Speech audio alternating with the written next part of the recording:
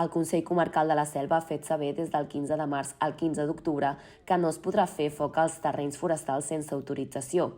Per tant, no es poden cremar restes de poda i d'aprofitaments forestals, agrícoles o de jardineria, ni marges pròxims a zones forestals, sense una autorització expressa del Departament d'Agricultura. D'igual forma, no es poden fer focs d'esbarjo ni d'altres relacionats amb l'apicultura, però sí es podrà fer foc dins de les àrees recreatives, d'acampada i en parcel·les de les urbanitzacions quan facin ús de barbacoes d'obra amb gataguspires. Al mateix temps, queda prohibit llançar objectes encessos, abocar escombraries i restes vegetals i industrials de qualsevol mena que pugui ser la causa de l'inici d'un foc. Des de l'1 de gener fins al 14 de març hi ha hagut a Catalunya 41 incendis forestals que han cremat 39,18 hectàrees.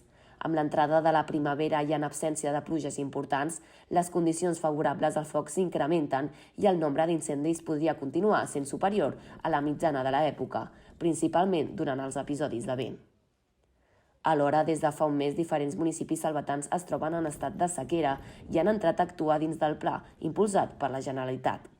Es tracta d'una eina de gestió de caràcter preventiu que manté una vigilància permanent sobre l'evolució de les reserves d'aigua i que té com a objectiu assegurar l'abastament de la població, minimitzant els efectes negatius sobre l'estat dels recursos hídrics i els impactes econòmics sobre les activitats que utilitzen l'aigua com a factor de producció.